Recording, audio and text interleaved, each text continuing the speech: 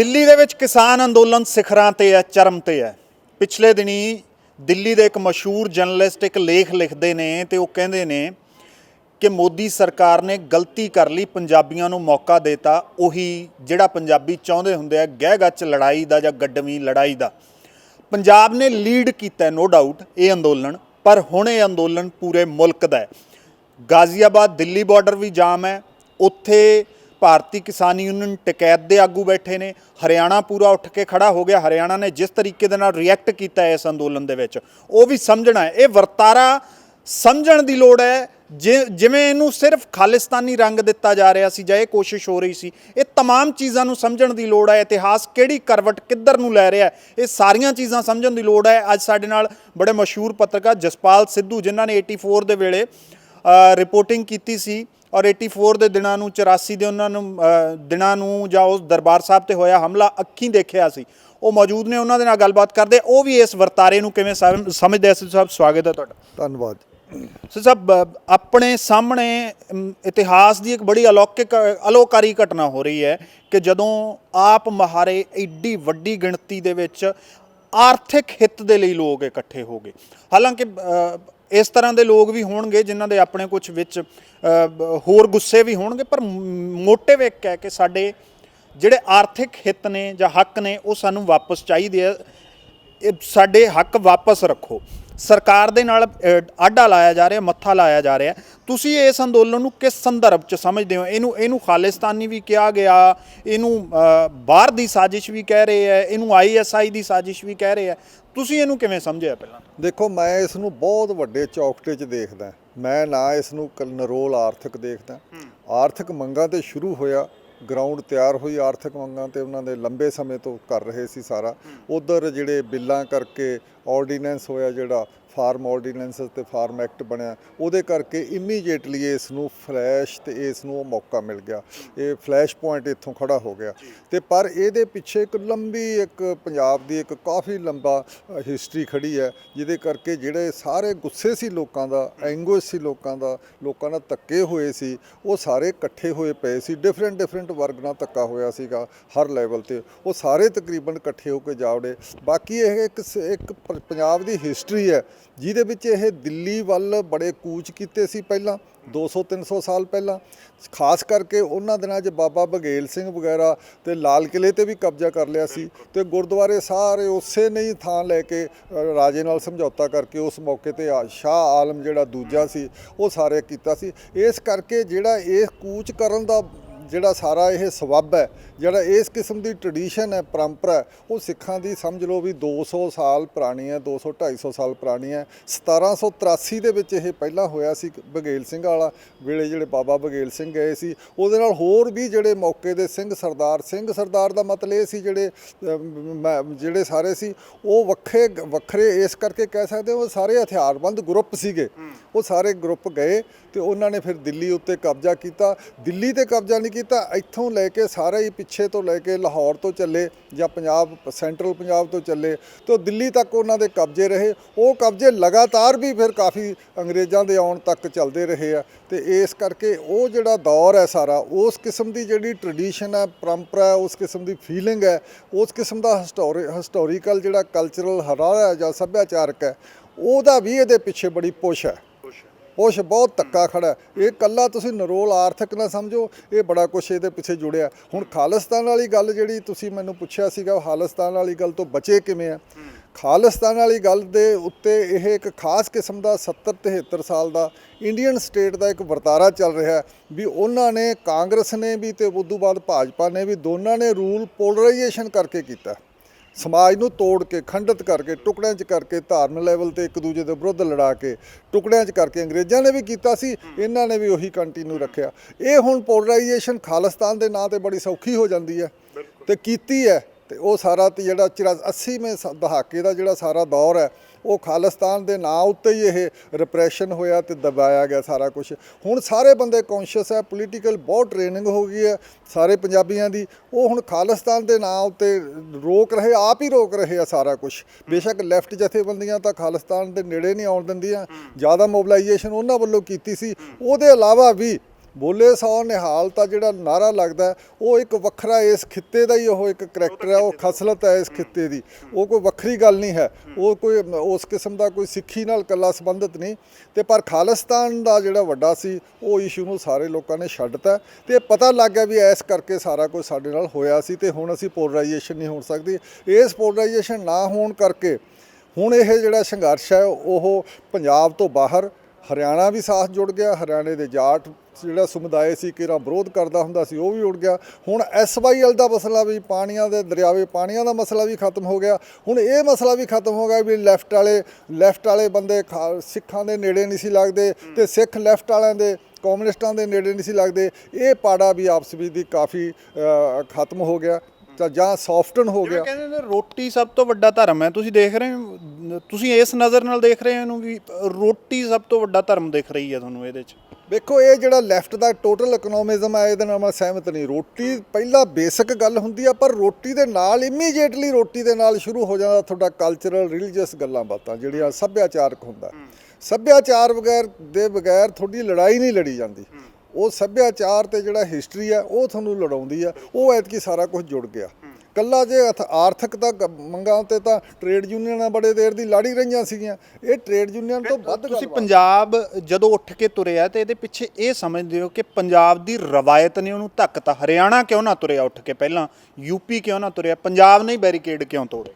ਵੇਖੋ ਪੰਜਾਬ ਦੀ ਇੱਕ ਰਵਾਇਤ ਹੈ ਪੁਰਾਣੀ, ਬੜੀ ਲੰਬੀ ਰਵਾਇਤ ਹੈ ਪੰਜਾਬ ਦੀ। ਪੰਜਾਬ ਦੇ ਵਿੱਚ ਜਦੋਂ ਜਥੇ ਬਣ ਕੇ ਲੜੇ ਜਿਹੜੇ 18ਵੀਂ ਸਦੀ ਦੇ ਵਿੱਚ 1710 ਬੰਦਾ ਬਹਾਦਰ ਤੋਂ ਬਾਅਦ ਤੇ ਰਣਜੀਤ ਸਿੰਘ ਦੇ ਰਾਜ ਆਉਣ ਤੱਕ 1900 ਦੇ ਸ਼ੁਰੂ ਤੱਕ 1800 ਦੇ ਸ਼ੁਰੂ ਤੱਕ 100 ਸਾਲ, ਉਹ ਵੱਡੀ ਰਵਾਇਤ ਹੈ। 100 ਸਾਲ ਦੀ ਰਵਾਇਤ ਬਹੁਤ ਵੱਡੀ ਰਵਾਇਤ ਹੁੰਦੀ ਆ। ਉਹ ਖੜੀ ਆ ਲੋਕਾਂ ਦੇ ਮਨ 'ਚ, ਲੋਕਾਂ ਦੇ DNA 'ਚ ਖੜੀ ਆ ਇੱਥੇ।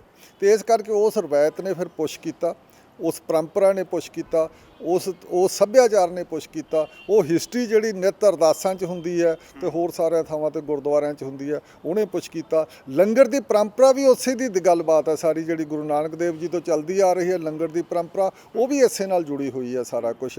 ਤੇ ਲੰਗਰ ਇਕੱਠਾ ਕਰਕੇ ਲਿਜਾਣਾ, ਲੋਕਾਂ ਦੀ ਸੇਵਾ ਕਰਨੀ, ਜਥਿਆਂ 'ਚ ਜਾਣਾ, ਗਰੁੱਪਾਂ 'ਚ ਜਾਣਾ, ਇਹ ਇੱਕ ਪੰਜਾਬ ਦੀ ਖਸਲਤੀ ਹੈ। ਉਸੇ ਦਾ ਹੀ ਟ੍ਰੇਡ ਸੀ, ਉਸੇ ਦਾ ਹੀ ਖਾਸਾ ਸੀ, ਹੋਰ ਥਾਵਾਂ ਤੇ ਹੈ ਨਹੀਂ। ਹੋਰ ਥਾਵਾਂ ਤੇ ਇਸ ਪੱਧਰ ਦਾ ਨਹੀਂ ਹੈ ਕਿਤੇ ਵੀ। ਇਹ ਇਸ ਕਰਕੇ ਇਹ ਉਹਦਾ ਹੀ ਇਹ ਜਿਹੜਾ ਕ੍ਰਿਸ਼ਮਾ ਹੈ, ਜਿਹੜਾ ਚਮਤਕਾਰ ਹੈ ਸਾਰਾ ਹੋਇਆ। ਹੁਣ ਦਿੱਲੀ ਦੇ ਬਾਰਡਰ ਤੇ ਲੋਕ ਇਕੱਠੇ ਹੋਏ ਆ, ਉਹ ਉਸੇ ਦੇ ਵਜ੍ਹਾ ਕਰਕੇ ਹੋਇਆ। ਪਰ ਹੁਣ ਜਿਹੜੇ ਲੋਕ ਜਿਵੇਂ ਇਕੱਠੇ ਹੋ ਗਏ, ਜਾਂ ਹੱਲੇ ਵੀ ਲੋੜ ਹੈਗੀ ਹੈ, ਹੱਲੇ ਲੋੜ ਹੈਗੀ ਕਿ ਬਾਕੀ ਦੇ ਜਿਹੜੇ ਹਿੱਸੇ ਆ ਉਹ ਵੀ ਉੱਠਣ, ਕਿ ਬਾਕੀ ਦੇ ਹਿੱਸਿਆਂ ਨੂੰ ਹਾਲੇ ਵੀ ਪੰਜਾਬ ਉਸੇ ਤਰੀਕੇ ਦੇ ਨਾਲ ਇਨਸਪਾਇਰ ਕਰਦਾ ਹੋਇਆ ਦਿਖ ਰਿਹਾ ਤੁਹਾਨੂੰ ਦਿੱਲੀ ਦੇ ਵਿੱਚ ਬੈਠਾ?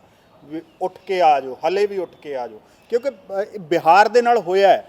ਬੇਸ਼ੱਕ ਅੱਜ ਵੀ ਬੀਜੇਪੀ ਸਰਕਾਰ ਦੇ ਵਿੱਚ ਜਿਹੜੇ ਮੰਤਰੀ ਆ ਉਹ ਕਹਿੰਦੇ ਰਹਿਣ ਕਿ APMC ਐਕਟ ਕਾਂਗਰਸ ਲੈ ਕੇ ਆਈ ਸੀ ਜਾਂ ਕੋਈ ਵੀ ਲੈ ਕੇ ਆਇਆ ਸੀ, ਬਿਹਾਰ ਦੇ ਵਿੱਚ APMC ਨਹੀਂ ਹੈ।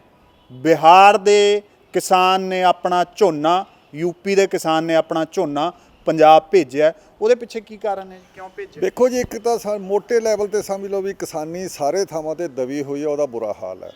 ਕਿਸਾਨੀ ਹੈ ਜਿਹੜੀ, ਉਹ ਜਿਹੜਾ ਸਾਡਾ ਮੁਲਕ ਹੈ ਹਜੇ ਤੱਕ ਵੀ ਅਸੀਂ ਮੋਟੇ ਲੈਵਲ ਤੇ ਕਹਿ ਦਈਏ 60% ਪਿੰਡਾਂ 'ਚ ਵੱਸਦਾ, ਕਿਸਾਨੀ ਨਾਲ ਜੁੜਿਆ ਹੋਇਆ ਕਿਸੇ ਨਾ ਕਿਸੇ ਤਰੀਕੇ ਨਾਲ। ਇੰਡਸਟਰੀਅਲਾਈਜੇਸ਼ਨ ਤਾਂ ਕਿਤੇ ਵੀ ਹੈ ਨਹੀਂ, ਕਿਸੇ ਸਟੇਟ 'ਚ ਵੀ ਨਹੀਂ ਕਹਿ ਸਕਦੇ ਤੁਸੀਂ। ਮਹਾਰਾਸ਼ਟਰ 'ਚ ਸਭ ਤੋਂ ਜ਼ਿਆਦਾ ਇੰਡਸਟਰੀ ਆ, ਥੱਲੇ ਤਾਮਿਲਨਾਡੂ 'ਚ, ਉੱਥੇ ਵੀ 60% ਪਾਪੂਲੇਸ਼ਨ ਖੇਤੀ ਦੇ ਸੰਬੰਧਿਤ ਕਿੱਤਿਆਂ ਨਾਲ ਜੁੜੀ ਆ। ਖੇਤੀ ਦਾ ਬੁਰਾ ਹਾਲ ਹੈ। ਖੇਤੀ ਸਰਕਾਰਾਂ ਦੀ ਮਦਦ ਤੇ ਬਗੈਰ ਨਾ ਅਮਰੀਕਾ 'ਚ ਨਾ ਕੈਨੇਡਾ 'ਚ ਕਿਤੇ ਨਹੀਂ ਬਚਦੀ। ਸਰਕਾਰਾਂ ਨੂੰ ਇਹਨਾਂ ਦੀ ਮਦਦ ਕਰਨੀ ਪੈਂਦੀ ਹੈ, ਸਬਸਿਡੀ ਰੂਪ 'ਚ ਜਾਂ MSP ਦੇ ਰੂਪ 'ਚ ਜਾਂ ਹੋਰ ਕੋਈ ਕਿਸੇ ਕਿਸਮ ਦੇ ਕੇ ਇਹ ਸਪੋਰਟ ਦੇ ਕੇ ਜਿਹੜੀ ਫਾਈਨੈਂਸ਼ੀਅਲ, ਇਹ ਸਰਕਾਰਾਂ ਭੱਜ ਰਹੀਆਂ। ਇਹ ਕਾਰਪੋਰੇਟ ਦੇ ਏਜੰਡੇ ਤੇ ਪਹੁੰਚ ਗਈਆਂ। ਕਾਰਪੋਰੇਟ ਦੇ ਏਜੰਡੇ ਤੇ ਪਹੁੰਚੋ, ਜਿਹੜਾ ਨਿਊ ਲਿਬਰਲਿਜ਼ਮ ਹੈ ਜਿਹਦੇ 'ਚ ਕਾਰਪੋਰੇਟ ਏਜੰਡਾ ਚੱਲਦਾ, ਉਹਦੇ ਵਿੱਚ ਫਿਰ ਕਿਸਾਨਾਂ ਦਾ ਸਭ ਤੋਂ ਜ਼ਿਆਦਾ ਬੁਰਾ ਹਾਲ ਹੁੰਦਾ, ਕਿਉਂਕਿ ਉਹ ਫਿਰ ਬਿਲਕੁਲ ਕਾਰਪੋਰੇਟ ਦੇ ਲੁੱਟਣ ਤੇ ਉਹਦੇ ਰਹਿਮੋ ਕਰਮ ਤੇ ਹੋ ਜਾਂਦਾ। ਤੇ ਇਹ ਜਿਹੜਾ ਸਾਰਾ ਨਿਊ ਲਿਬਰਲਿਜ਼ਮ ਹਾਰਦਾ ਹੋਇਆ ਕਿਤੇ ਦਿਖ ਰਿਹਾ, ਕਿਉਂਕਿ ਟਰੰਪ ਦੀ ਜੇ ਹਾਰ ਹੁੰਦੀ ਹੈ, ਉਹ ਨਿਊ ਲਿਬਰਲਿਜ਼ਮ ਦਾ ਨਵਾਂ ਫੇਸ ਸੀ ਅਮਰੀਕਾ ਦੇ ਵਿੱਚ ਦੇਖਿਆ ਜਾਵੇ, ਕਿਉਂਕਿ ਸਾਰੇ ਜਿਹੜੇ ਇੰਡਸਟਰੀਅਲਿਸਟ ਨੇ ਉਹਦੇ ਰਾਹੀਂ ਅੰਦਰਲੇ ਦਰਵਾਜ਼ੇ ਰਾਹੀਂ ਅਸਾਸਿਆਂ ਤੇ ਸੋਰਸਸ ਤੇ ਕਬਜ਼ਾ ਕਰਨ ਦੀ ਕੋਸ਼ਿਸ਼ ਕਰ ਰਹੇ ਸੀ, ਉਹਦਾ ਹਾਰਨਾ ਤੁਸੀਂ ਦੇਖ ਰਹੇ ਦੇਖੋ ਮੈਂ ਨਿਊ ਲਿਬਰਲਿਜ਼ਮ ਕਰਕੇ ਨਹੀਂ ਹਾਰਿਆ। ਨਿਊ ਲਿਬਰਲਿਜ਼ਮ ਤਾਂ ਹਜੇ ਵੀ ਚੱਲ ਰਿਹਾ, ਉੱਥੇ ਹਜੇ ਵੀ ਚੱਲੂ, ਅਮਰੀਕਾ 'ਚ ਵੀ ਚੱਲੂ, ਇਹ ਸਾਰੇ ਯੁੱਗ ਦੇ ਵਿੱਚ ਚੱਲ ਰਿਹਾ। ਕਾਰਪੋਰੇਟ ਦੀ ਕੋਈ ਹਾਰ ਨਹੀਂ, ਉਹਨਾਂ ਦਾ ਕਾਰਪੋਰੇਟ ਦੁਨੀਆ ਨੂੰ ਲੁੱਟ ਰਿਹਾ, ਅਮਰੀਕਾ ਦੇ ਸਭ ਕੁਝ। ਉੱਥੇ ਸਵਾਲ ਪਾਪੂਲਿਜ਼ਮ ਕਰਕੇ ਹਾਰਿਆ। ਪਾਪੂਲਿਜ਼ਮ ਦਾ ਮਤਲਬ ਹੁੰਦਾ ਵੀ ਫਸਟ ਅਮਰੀਕਾ, ਪਹਿਲਾਂ ਸਾਡੇ, ਜਿਵੇਂ ਇੱਥੇ ਸਾਡੇ ਬਦਕਿਸਮਤੀ ਨਾਲ ਸਭ ਤੋਂ ਪਹਿਲਾਂ ਵੀ ਹਿੰਦੂ ਰਾਸ਼ਟਰ। ਕੁਛ ਗੱਲ ਜਿਹੜੀ ਇਹਨੂੰ ਅਸੀਂ ਪਾਪੂਲਿਜ਼ਮ ਕਹਿੰਦੇ ਹੁੰਦੇ ਆ। ਬੇਸ਼ੱਕ ਇੱਥੇ ਹਿੰਦੂ ਸਭ ਤੋਂ ਜ਼ਿਆਦਾ ਗਰੀਬ ਆ, ਉਹਨੂੰ ਕੁਝ ਦਿੱਤਾ ਨਹੀਂ ਗਿਆ, ਸਾਨੂੰ ਬੜਾ ਅਫਸੋਸ ਹੈ ਇਸ ਗੱਲ ਤੇ। 90% ਇੱਥੇ ਹਿੰਦੂ ਗਰੀਬ ਬੈਠਾ, ਪਰ ਫਿਰ ਵੀ ਉਸ ਨੂੰ ਖਾਸ ਕਿਸਮ ਦਾ ਪਾਪੂਲਿਜ਼ਮ ਰਾਹੀਂ ਇੱਕ ਸਕੂਨ ਦੇਣਾ ਵੀ ਅਸੀਂ ਤੇਰੇ ਲਈ ਕਰ ਰਹੇ ਹਾਂ। ਉਹ ਵੋਟਾਂ ਪਾਇਆ ਆਉਂਦਾ, ਭੁੱਖਾ ਮਰਦਾ ਵੀ ਵੋਟ ਪਾਇਆ ਆਉਂਦਾ, ਨੋਟਬੰਦੀ ਦੇ ਦਿਨਾਂ 'ਚ ਵੀ ਪਾਇਆ ਆਉਂਦਾ, ਉਹ ਭੁੱਖਾ ਮਰਦਾ ਵੀ ਸਾਰਾ ਕੁਝ। ਤੇ ਇਸ ਕਰਕੇ ਪਾਪੂਲਿਜ਼ਮ ਕਰਕੇ ਸਾਰਾ ਕੁਝ ਹੈ। ਇਹਦੇ ਵਿੱਚ ਧਰਮ ਨੂੰ, ਨੇਸ਼ਨ ਸਟੇਟ ਨੂੰ, ਕੌਮ ਹੈ ਸਾਡੀ, ਕੌਮ ਵੱਡੀ ਕਰਨੀ ਹੈ, ਇਹ ਜਿਹੜੇ ਨਾਅਰੇ ਵਰਤੇ ਜਾਂਦੇ ਆ ਉਹ ਪਾਪੂਲਿਜ਼ਮ ਦੇ ਨਾਅਰੇ ਆ। ਉਹ ਸਾਡੇ ਮੋਦੀ ਨੇ ਤਾਂ ਬਹੁਤ ਜ਼ਿਆਦਾ ਵਰਤਿਆ, ਇਸ ਭਾਜਪਾ ਨੇ, ਤੇ ਪਹਿਲਾਂ ਵੀ ਵਰਤੇ ਗਏ ਆ ਸਾਰੇ। ਨਹਿਰੂ ਦੇ ਜ਼ਮਾਨੇ 'ਚ ਵੀ ਵਰਤੇ ਗਏ ਆ, ਪੰਜਾਬ ਦੇ ਮਸਲੇ 'ਚ 80 ਵਿੱਚ ਤਾਂ ਬਹੁਤ ਵਰਤਿਆ ਗਿਆ, ਜਿਹੜਾ ਕਿ ਹੁਣ ਇਸ ਗੱਲ ਤੋਂ ਪੰਜਾਬ ਵਾਲੇ ਬੰਦੇ ਕੌਨਸ਼ੀਅਸ ਹੈ ਵੀ ਅਸੀਂ ਇਸ ਨੂੰ ਆਲ ਇੰਡੀਆ ਕਰੈਕਟਰ ਹੀ ਰੱਖਣਾ ਕਿਸਾਨੀ ਦਾ। ਇਹ ਰੱਖਣਾ। ਜੇ ਇਹਦੇ 'ਚੋਂ ਤੁਸੀਂ ਇਸ ਸਟਰਗਲ ਨੂੰ ਕਿਤੇ ਸਿੱਖੀਜ਼ਮ ਦੇ ਨਾਲ ਜੋੜਦੇ ਹੋ, ਸਿੱਖਾਂ ਦੀ ਰਵਾਇਤ ਨਾਲ ਜੋੜਦੇ ਹੋ, ਸਿੱਖ ਕਲਚਰ ਦੇ ਨਾਲ ਜੋੜਦੇ ਹੋ ਇਸ ਸਟਰਗਲ ਨੂੰ, ਤਾਂ ਸਿੱਖ ਸਟਰਗਲ ਦੇ ਬਦਲਦੇ ਹੋਏ ਅਰਥ ਤੁਸੀਂ ਇਹਦੇ 'ਚ ਕੀ ਦੇਖਦੇ ਹੋ? ਕਿਉਂਕਿ ਨਾ ਸਾਡੇ ਕੋਲ ਰਵਾਇਤੀ ਪੈਟਰਨਸ ਨੇ, ਉਹ ਅਕਾਲੀ ਦਲ ਹੋ ਰਹੀ, ਨਾ ਕੋਈ ਹੋ ਬਚ ਆਪ ਮਹਾਰੇ ਲੋਕ ਨੇ, ਇਹਨਾਂ ਦੀ ਦਿਸ਼ਾ ਕੀ ਹੈ? ਦੇਖੋ ਸਿੱਖੀ ਜਿਹੜੀ ਵਿਚਦੀ ਉਹਦੀ ਬਹੁਤ ਡਿਸਟੋਰਸ਼ਨ ਹੋ ਗਈ ਸੀ, ਗਲਤ ਪਾਸੇ ਚੱਲ ਪਈ ਸੀ ਸਿੱਖੀ ਦਾ ਮਤਲਬ ਖਾਲਿਸਤਾਨ ਨਹੀਂ ਹੈ। ਐਵੇਂ ਲੋਕਾਂ ਨੂੰ ਬਹੁਤ ਜ਼ਿਆਦਾ ਭੁਲੇਖਾ। ਖਾਲਿਸਤਾਨ ਦਾ ਤਾਂ ਫਿਰ ਹਿੰਦੂ ਰਾਸ਼ਟਰ ਦਾ ਵਿਰੋਧ ਤੁਸੀਂ ਕਿਵੇਂ ਕਰੋਗੇ ਜੇ ਖਾਲਿਸਤਾਨ ਮੰਗੋਗੇ ਤਾਂ। ਇਸ ਕਰਕੇ ਖਾਲਿਸਤਾਨ ਨਹੀਂ, ਉਹਦਾ ਮਤਲਬ ਇਹ ਹੁੰਦਾ ਜਦੋਂ 18ਵੀਂ ਸਦੀ ਦੇ ਵਿੱਚ ਸਿੱਖ 10% ਪਾਪੂਲੇਸ਼ਨ ਹੈ ਵੱਡੇ ਪੰਜਾਬ ਦੀ, ਤੇ ਉਹ ਮਤਲਬ ਕਿ ਹਰਾਵਲ ਦਸਤਾ, ਵੈਨਗਾਰਡ ਹੈ, ਅੱਗੇ ਲੱਗਿਆ, ਉਹ ਅੱਗੇ ਲੱਗ ਕੇ ਉਸਨੇ ਸਾਰੇ ਥਾਵਾਂ ਉੱਤੇ ਕਬਜ਼ਾ ਕਰ ਲਿਆ। ਉਹ ਪਰਲੇ ਸੈਂਟਰਲ ਏਸ਼ੀਆ ਤੋਂ ਲੈ ਕੇ ਦਿੱਲੀ ਤੱਕ ਉਹ ਸਾਰੇ ਕਬਜ਼ੇ ਕੋ ਨਿੱਕੇ ਜਿਹੜੇ ਨਵਾਬ ਬਣੇ ਬੈਠੇ ਆ, ਜਾਂ ਸਿੱਖ ਜਿਹੜੇ ਉਹ ਮਿਸਲਾਂ ਸਾਰੀਆਂ ਬਣੀਆਂ, ਉਹ ਕੋਈ ਪਾਪੂਲੇਸ਼ਨ ਦੇ ਜ਼ੋਰ ਨਾਲ ਨਹੀਂ ਕੀਤੀਆਂ। ਉਹ ਤੁਸੀਂ, ਤੁਹਾਡੇ ਕੋਲ ਇੱਕ ਚੰਗਾ ਬਿਹਤਰ ਤੁਹਾਡੇ ਕੋਲ ਫਲਸਫਾ ਹੈ, ਬਿਹਤਰ ਤੁਸੀਂ ਉਹ ਸਾਰੇ ਰੀਤੀ ਰਸਮਾਂ ਤੋਂ ਤੁਸੀਂ ਮੈਂਟਲੀ ਤੌਰ 'ਤੇ ਲਿਬਰੇਟ ਹੋਏ ਹੋਏ ਹੋ। ਤੁਹਾਨੂੰ ਆਜ਼ਾਦ ਉਸ ਲੈਵਲ 'ਤੇ ਤੁਹਾਡਾ ਆਜ਼ਾਦ ਹੋਣਾ ਮਾਨਸਿਕ ਲੈਵਲ 'ਤੇ ਬਹੁਤ ਵੱਡਾ। ਉਹ ਸਿੱਖੀ ਮਾਨਸਿਕ ਲੈਵਲ 'ਤੇ ਆਜ਼ਾਦ ਕਰਦੀ ਹੈ ਅਤੇ ਤੁਹਾਨੂੰ ਬਰਾਬਰੀ ਦਾ ਦਿੰਦੀ ਹੈ ਸੰਦੇਸ਼। ਬਰਾਬਰੀ ਦਾ ਸੰਦੇਸ਼ ਕਾਫੀ ਦੇਰ ਤੇ ਰਣਜੀਤ ਸਿੰਘ ਦੇ ਰਾਜ ਤੋਂ ਹੌਲੀ ਹੌਲੀ ਉਹ ਬਰਾਬਰੀ ਵਾਲਾ ਗੱਲ ਵਿੱਚੋਂ ਖੁੱਸਦੀ ਗਈ ਸਾਰੀ। ਇਸ ਕਰਕੇ ਵੱਡੇ ਵੱਡੇ ਲੈਂਡਲਾਰਡ ਸਰਦਾਰ ਬਣ ਗਏ ਸਾਰੇ, ਉਹ ਸਿੱਖੀ ਰਹਿ ਗਈ ਸੀ ਪਿੱਛੇ। ਹੁਣ ਇਹ ਇੱਕ ਤਰ੍ਹਾਂ ਦਾ ਸਾਰੇ ਜਿਹੜੇ ਜਾ ਰਹੇ ਆ ਉਹਦੇ ਵਿੱਚ ਬਰਾਬਰੀ ਦਾ ਵੀ ਕਾਫੀ ਵੱਡਾ ਹੈਗਾ। ਜਿਹੜਾ ਸਿੱਖੀ ਦੀ ਥਰਸਟ ਹੈ, ਜਿਹੜਾ ਸਿੱਖੀ ਦਾ ਜ਼ੋਰ ਹੈ, ਉਹਦੇ ਪਿੱਛੇ ਸਿੱਖ ਦੇ ਵਿੱਚ ਸਮਾਨਤਾ ਦਾ ਵੀ ਹੈ, ਬਰਾਬਰੀ, ਜਿਹਨੂੰ ਅਸੀਂ ਅੰਗਰੇਜ਼ੀ 'ਚ ਐਗੈਲੀਟੇਰੀਅਨਿਜ਼ਮ ਕਹਿੰਦੇ ਆ, ਉਹ ਖੜਾ ਹੈ ਇਹਦੇ ਪਿੱਛੇ ਖੜਾ। ਜੇ ਇਹ ਛੱਡ ਦੇਣਗੇ, ਜਾਤ ਪਾਤ 'ਚ ਪੈ ਜਾਣਗੇ ਤੇ ਕਹਿਣਗੇ ਵੀ ਅਸੀਂ ਆ ਸਾਰਾ ਕੁਝ, ਫੇਰ ਉਹ ਨਹੀਂ ਬਣੂ। ਹੁਣ ਉਹ ਸਾਰਾ ਕੁਝ ਆ ਗਿਆ, ਦੇਖ ਲਿਆ ਪਹਿਲਾਂ ਸਾਰਾ ਕੁਝ। ਇਸ ਕਰਕੇ ਸਿੱਖੀ ਹੁਣ ਸਹੀ ਰੂਪ ਵਿੱਚ ਆਈ ਹੈ। ਇਹ ਸਿੱਖੀ ਦਾ ਰੂਪ ਨਹੀਂ ਹੈ, ਇਹ ਗੁਰੂਆਂ ਦੇ ਨਾਂ ਤੇ ਪੰਜਾਬ ਜਿਉਂਦਾ, ਇਹ ਗੁਰੂਆਂ ਦਾ ਹੀ ਕਲਚਰ ਹੈ, ਗੁਰੂਆਂ ਦੀ ਸੰਸਕ੍ਰਿਤੀ ਹੈ। ਸਿੱਖੀ ਨਾ ਕਹੋ, ਸਿੱਖੀ ਆਪਣੇ ਆਪ ਵਿੱਚ ਕੋਈ ਵੱਖਰੀ ਗੱਲ ਨਹੀਂ ਜੇ ਗੁਰੂਆਂ ਨੂੰ ਅਸੀਂ ਪਾਸੇ ਕੱਢ ਦਈਏ। ਤੇ ਗੁਰੂਆਂ ਦਾ ਫਲਸਫਾ ਵੀ 220 ਸਾਲ ਦਾ, 220-25 ਸਾਲ ਚੱਲਿਆ। ਇੰਨਾ ਲੰਮਾ ਫਲਸਫਾ, ਇੰਨਾ ਚਿਰ ਉਹਨਾਂ ਨੇ ਕੰਮ ਕੀਤਾ। ਉਹ ਫਲਸਫੇ ਦੇ ਨਾਮ ਉੱਤੇ ਜਿਵੇਂ ਪੂਰਨ ਸਿੰਘ ਕਹਿੰਦੇ ਹੈਗੇ, ਤੇ ਇਹ ਪ੍ਰੋਫੈਸਰ ਪੂਰਨ ਸਿੰਘ ਕਹਿੰਦਾ, ਉਹ ਫਲਸਫੇ ਦੇ ਥੱਲੇ ਇਹ ਸਾਰਾ ਜਿਹੜਾ ਧੱਕਾ ਦਿੱਲੀ ਵੱਲ ਨੂੰ ਚੱਲਿਆ, ਉਸੇ ਥੱਲੇ ਹੋਇਆ। ਬਿਲਕੁਲ, ਪੰਜਾਬ ਵਸਦਾ ਹੈ ਗੁਰਾਂ ਦੇ ਨਾਂ ਤੇ, ਔਰ ਗੁਰਾਂ ਦੇ ਨਾਂ ਤੇ ਵਸਦੇ ਪੰਜਾਬ ਨੂੰ ਫਿਰ ਕਿਸੇ ਧਰਮ ਦੇ ਵਿੱਚ ਨਹੀਂ ਸੀਮਿਤ ਕੀਤਾ ਜਾਂਦਾ। ਗੁਰਾਂ ਦੇ ਨਾਂ ਤੇ ਵਸਦਾ ਪੰਜਾਬ ਇੱਕ ਖਿੱਤਾ ਹੈ, ਉਹ ਖਿੱਤਾ ਜਿੱਥੇ ਗੁਰਾਂ ਦੇ ਫਲਸਫੇ ਦੀ, 10 ਗੁਰੂਆਂ ਦੇ ਫਲਸਫੇ ਦੀ, ਉਹਨਾਂ ਰੀਤੀ ਰਿਵਾਜਾਂ ਦੀ ਗੱਲ ਹੁੰਦੀ ਹੈ। ਇਹੀ ਕਾਰਨ ਹੈ ਕਿ ਇਸ ਧਰਤੀ ਤੋਂ ਫਿਰ ਗੁਰੂ ਦੇ ਨਾਲ ਜੁੜਿਆ ਹੋਇਆ ਹਰੇਕ ਸ਼ਖਸ, ਚਾਹੇ ਉਹ ਹਿੰਦੂ ਹੈ, ਚਾਹੇ ਮੁਸਲਮਾਨ ਹੈ, ਚਾਹੇ ਸਿੱਖ ਹੈ, ਚਾਹੇ ਉਹ ਫੋਰਮੈਨ ਹੈ, ਮਕੈਨਿਕ ਹੈ, ਜਾਂ ਕਿਸਾਨ ਹੈ, ਉਹ ਸਾਰੇ ਤੁਰੇ ਵੀ ਸਾਡਾ ਧੁਰਾ ਹੈ ਕਿਸਾਨੀ। ਵੇਖੋ ਜੇ ਅਸੀਂ ਗੁਰੂਆਂ ਦੇ ਨਾਂ ਦੀ ਗੱਲ ਕਰਦੇ ਹਾਂ, ਗੁਰੂਆਂ ਵੇਲੇ ਗੁਰੂਆਂ ਦੇ ਉੱਤੇ ਇਸਲਾਮ ਦਾ ਅਸਰ ਵੀ ਸੀ, ਇਸਲਾਮ ਤੇ ਗੁਰੂਆਂ ਦਾ ਮੁਸਲਮਾਨਾਂ ਤੇ ਵੀ ਅਸਰ ਸੀ, ਤੇ ਹਿੰਦੂਆਂ ਦੇ ਵਿੱਚੋਂ ਤਾਂ ਸਾਰਾ ਕੁਝ ਨਿਕਲਿਆ ਸੀ, ਇਕੱਠੇ ਚੱਲੇ ਸੀਗੇ। ਇਸ ਕਰਕੇ ਇਹ ਉੱਪਰਲੀ ਸਤ੍ਹਾ ਨੂੰ ਛੱਡ ਦਿਓ, ਜਿਹੜੇ ਉੱਪਰਲਾ ਅਪਰ ਕਾਸਟ ਹਿੰਦੂ ਸੀ, ਬਾਕੀ ਸਾਰਾ ਹਿੰਦੂ ਤਾਂ ਵਿੱਚ ਨਾਲ ਆ ਗਿਆ ਸੀ। ਇਸ ਕਰਕੇ ਗੁਰੂਆਂ ਦੀ ਜਿਹੜੀ ਧਰਤੀ ਹੈ ਉਹਦੇ ਉੱਤੇ ਸਾਰਾ ਗੁਰੂਆਂ ਦੀ ਬਹੁਤ ਵੱਡੀ ਛਾਪ ਹੈ, ਉਹ ਹਿਸਟੋਰੀਕਲੀ ਖੜੀ ਹੈਗੀ ਸਾਰੀ। ਉਹਦਾ ਜਿਹੜਾ ਜ਼ੋਰ ਹੈ, ਜਿਹੜਾ ਸਾਨੂੰ ਧੱਕ ਕੇ ਉੱਥੇ ਲੱਗਿਆ, ਇਹ ਕਿਸੇ ਵੀ ਸਿੱਖੀ ਇਕੱਲਾ ਸਿੱਖੀ ਕਹੋਗੇ ਤਾਂ ਫਿਰ ਉਹ ਸਾਰਾ ਕੁਝ ਵਿਗੜ ਜਾਂਦਾ। ਉਹਦੇ ਵਿੱਚੋਂ ਤਾਂ ਫਿਰ ਆਹ ਸਾਰਾ ਤੁਸੀਂ ਵੱਡੇ ਵੱਡੇ ਨਾਅਰੇ ਲਾਉਣੇ ਹੋ। ਇਸ ਕਰਕੇ ਜਿਹੜਾ ਬੋਲੇ ਸੌ ਨਿਹਾਲ ਹੈ, ਉਸ ਦੇ ਵਿੱਚ ਕੋਈ ਕੜੱਤਣ ਨਹੀਂ। ਉਹ ਸਿੱਖੀ ਦਾ, ਉਹ ਗੁਰੂਆਂ ਦਾ ਨਾਅਰਾ ਹੈ, ਇਹ ਕਿਸੇ ਦਾ ਨਹੀਂ ਹੈ। ਇਸ ਕਰਕੇ ਇਹ ਸਾਰਾ ਕੁਝ ਉਹ ਖਿੱਤੇ ਦਾ ਨਾਅਰਾ ਹੈ, ਧਰਤੀ ਦਾ ਨਾਅਰਾ ਹੈ, ਉਹ ਲੋਕਾਂ ਦਾ ਨਾਅਰਾ ਹੈ, ਜਿਹਦੇ ਉੱਤੇ ਪਹਿਲਾਂ ਦੀ ਬਹੁਤ ਵੱਡੀ ਹਿਸਟਰੀ ਦਾ ਅਸਾਰ ਹੋਇਆ, ਇੱਥੇ ਖੜੀ ਹੋਈ ਹੈ ਹਿਸਟਰੀ। ਤੇ ਜਿਸ ਕਰਕੇ ਸੈਂਟਰਲ ਏਸ਼ੀਆ ਤੋਂ ਆਉਂਦੇ ਸਾਰੇ ਹਮਲਾਵਰ ਬੰਦ ਕੀਤੇ ਗਏ ਆ, ਸਦੀਆਂ ਤੋਂ ਆਉਂਦੇ, ਤੇ ਇੱਕ ਧਰਤੀ ਦੇ ਇੱਕ ਨਵਾਂ ਮਨੁੱਖ ਪੈਦਾ ਕੀਤਾ ਗਿਆ। ਉਸ ਗੁਰੂ ਨੇ ਨਵਾਂ ਮਨੁੱਖ ਪੈਦਾ ਕੀਤਾ। ਇਹ ਨਵਾਂ ਮਨੁੱਖ ਸੀ ਜਿਹੜਾ ਲੜਿਆ, ਜਿਹੜਾ ਹਜੇ ਉਹ ਸਾਰੇ ਬ੍ਰਾਹਮਣੀਕਲ ਕਾਸਟ ਸਿਸਟਮ ਤੇ ਉਹ ਸਾਰੇ ਰਸਮਾਂ ਰਿਵਾਜ਼ਾਂ 'ਚ ਜਕੜਿਆ ਵਾ ਹਜੇ ਉੱਥੇ ਹੀ। ਜਿਹੜਾ ਛੱਡ ਗਿਆ ਉਹ ਲਿਬਰੇਟਡ ਹੈ, ਮੈਂਟਲੀ ਲੈਵਲ ਤੇ ਆਜ਼ਾਦ ਹੈ, ਸੁਤੰਤਰ ਹੈ। ਉਹ ਸੁਤੰਤਰ ਬੰਦਾ ਹੀ ਲੜ ਰਿਹਾ ਇੱਥੇ। ਇਸ ਅੰਦੋਲਨ ਦਾ ਤੁਸੀਂ ਬਹੁਤ ਸਾਰੇ ਸ਼ਰਾਰਤਾਂ ਹੋ ਰਹੀਆਂ ਜਾਂ ਸੋਸ਼ਲ ਮੀਡੀਆ ਤੇ ਇਸ ਤਰੀਕੇ ਦੇ ਨਾਲ ਪ੍ਰਚਾਰ ਹੋ ਰਿਹਾ, ਜਿਵੇਂ ਇਹਨੂੰ ਇੱਕ ਵਾਰੀ ਕੋਸ਼ਿਸ਼ ਹੋਈ ਖਾਲਿਸਤਾਨੀ ਰੰਗ ਦੇਣ ਦੀ, ਉਸ ਤੋਂ ਬਾਅਦ ਮੀਡੀਆ ਹੈ ਜਿਹੜਾ ਅੱਜ ਲੋਕਾਂ ਦੀ ਆਵਾਜ਼ ਨਾ ਹੋ ਕੇ ਸਿਸਟਮ ਦੀ ਆਵਾਜ਼ ਬਣ ਜਾਂਦਾ ਹੈ। ਉਹਨੇ ਕੋਸ਼ਿਸ਼ ਕੀਤੀ ਹੈ ਕਿ ਉਹ ਚਿਹਰੇ ਅੱਗੇ ਲਿਆਵੇ ਜਿਹੜੇ ਚਿਹਰੇ ਇਸ ਤਰ੍ਹਾਂ ਦੇ ਨੇ ਜਿਨ੍ਹਾਂ ਦੀ ਭਾਸ਼ਾ ਬੜੀ ਖਤਰਨਾਕ ਹੈ, ਚਾਹੇ ਉਹ ਅਕਾਲੀ ਦਲ ਅੰਮ੍ਰਿਤਸਰ ਹੈ। ਹੁਣ ਅਕਾਲੀ ਦਲ ਅੰਮ੍ਰਿਤਸਰ ਦੇ ਨੁਮਾਇੰਦੇ ਕਿਸਾਨ ਯੂਨੀਅਨ ਦੇ ਨੁਮਾਇੰਦੇ ਬਣਾ ਕੇ ਨੈਸ਼ਨਲ ਟੀਵੀ ਤੇ ਬਿਠਾਏ ਜਾ ਰਹੇ ਹੈ। ਤੁਸੀਂ ਇਹ ਥ੍ਰੈਸ਼ਹੋਲਡ ਪੁਆਇੰਟ ਮੰਨਦੇ ਹੋ ਵੀ ਇੱਥੇ ਆ ਕੇ ਪੁਆਇੰਟ ਹੈਗਾ? ਦੇਖੋ ਇਹ ਕੀਤਾ ਜਾਂਦਾ, ਇਹ ਪਹਿਲਾਂ ਵੀ ਹੋਇਆ ਸੀ ਸਾਰਾ। ਪਹਿਲਾਂ ਵੀ ਜੇ ਅਸੀਂ ਦੇਖੀਏ, ਜਦੋਂ ਤੱਕ ਮੈਂ ਉੱਥੇ ਅੰਮ੍ਰਿਤਸਰ ਰਿਪੋਰਟਿੰਗ ਕੀਤੀ ਹੈ ਸਾਰੀ ਮੋਰਚੇ ਦੀ, ਜਿਹੜਾ ਵੱਡਾ ਧਰਮ ਯੁੱਧ ਮੋਰਚਾ ਲੱਗਿਆ ਸੀ ਸੰਤ ਲੌਂਗੋਵਾਲ ਅਕਾਲੀ ਦਲ ਨੇ ਸ਼ੁਰੂ ਕੀਤਾ, ਜਿਹਦੇ 'ਚ ਬਲੂ ਸਟਾਰ ਨਿਕਲਿਆ।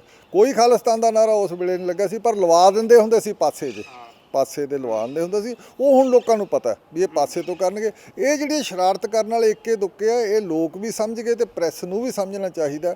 ਜੇ ਜਾਣਬੁੱਝ ਕੇ ਗੋਦੀ ਮੀਡੀਆ ਕੋਈ ਖਾਸ ਗੱਲ ਇਹੋ ਜਿਹਾ ਕਰੂ ਤਾਂ ਕਰਦਾ ਰਹੇ, ਉਹਦਾ ਕੋਈ ਫਰਕ ਨਹੀਂ ਪੈਂਦਾ। ਪਰ ਲੋਕ ਸਮਝ ਗਏ ਸਾਰਾ ਕੁਝ ਵੀ ਇਹ ਜਾਣਬੁੱਝ ਕੇ ਸ਼ਰਾਰਤਾਂ ਕੀਤੀਆਂ ਜਾਂਦੀਆਂ ਉਹਨਾਂ ਦੀ। ਵੇਖੋ ਇਹ ਜਿਹੜੇ ਬੰਦੇ ਸੀ ਜਿਹੜੇ ਇਸ ਕਿਸਮ ਦੀਆਂ ਵੱਡੀਆਂ ਤੇ ਭੜਕਾਊ ਗੱਲਾਂ ਕਰਦੇ ਆ, ਉਹਨਾਂ ਨੂੰ ਸਿੱਖ ਸਮਾਜ ਪਹਿਲਾਂ ਹੀ ਛੱਡ ਗਿਆ, ਪੰਜਾਬ ਦਾ ਸਮਾਜ ਪਹਿਲਾਂ ਹੀ ਛੱਡ ਗਿਆ।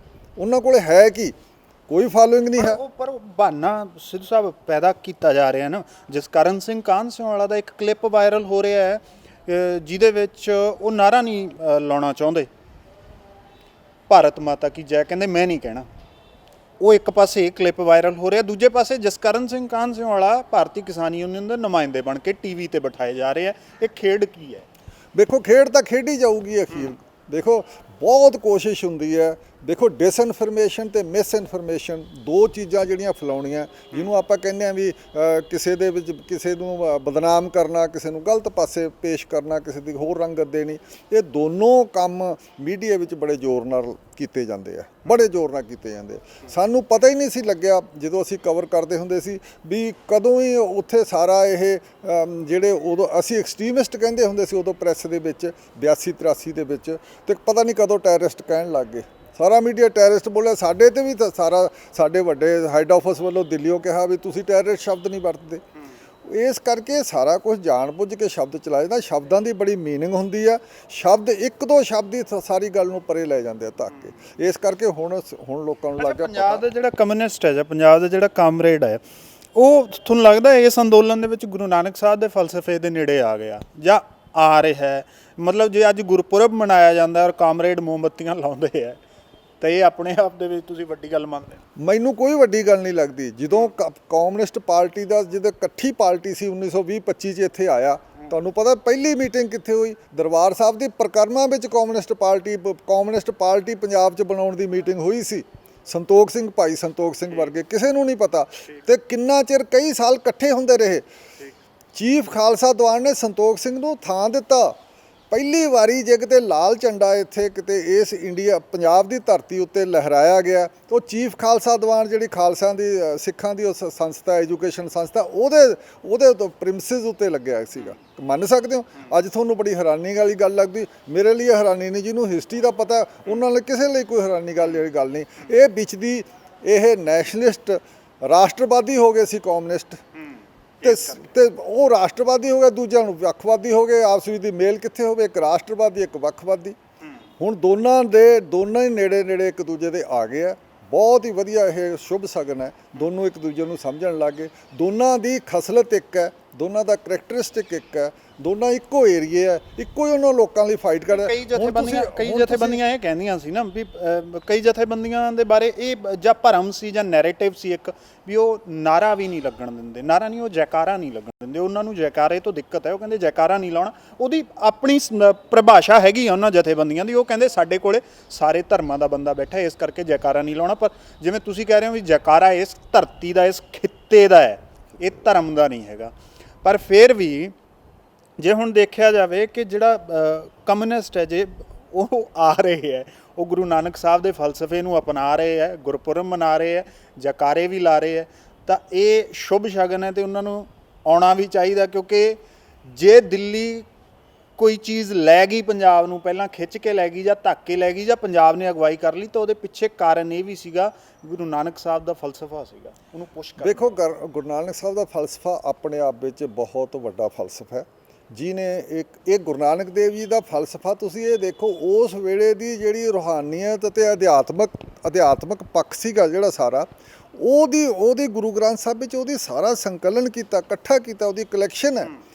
ਜੇ ਤੁਸੀਂ ਕਹਿ ਦਿਓ ਵੀ ਇਹ ਇਕੱਲਾ, ਜੇ ਗੁਰੂ ਨਾਨਕ ਦੇਵ ਜੀ ਦੀ ਮਹਾਨਤਾ ਇਸੇ ਲੈਵਲ 'ਤੇ ਆ, ਗੁਰੂਆਂ ਦੀ ਮਹਾਨਤਾ ਇਸ ਲੈਵਲ 'ਤੇ ਆ, ਜਾਂ ਗੁਰੂ ਗ੍ਰੰਥ ਸਾਹਿਬ ਦੀ ਜਿਹੜੇ ਪੰਜਵੇਂ ਪਾਤਸ਼ਾਹ ਨੇ ਗੁਰੂ ਅਰਜਨ ਦੇਵ ਜੀ ਨੇ ਕੀਤਾ, ਉਹਨੇ ਉਸ ਵੇਲੇ ਦੇ ਸਾਰੇ ਜਿਸ ਵੇਲੇ ਦੇ ਧਾਰਮਿਕ ਬੰਦੇ ਸੀਗੇ, ਜਿਹੜੇ ਮੂਰਤੀ ਪੂਜਾ ਦੇ ਖਿਲਾਫ ਵਾਲੇ ਸੀਗੇ ਸਾਰੇ, ਜਿਹੜੇ ਇਸ ਕਿਸਮ ਦੀ ਇੱਕ ਪਰਮਾਤਮਾ ਨੂੰ ਮੰਨਦੇ ਸੀਗੇ, ਤੌਹੀਦ ਦੇ ਮੰਨਦੇ ਸੀ, ਤੌਹੀਦ ਕਹਿੰਦੇ ਆ ਵੀ ਇੱਕ ਨੂੰ ਇਸ਼ਟ ਨੂੰ ਮੰਨਣਾ, ਉਹ ਸਾਰੇ ਇਕੱਠੇ ਕੀਤੇ ਆ।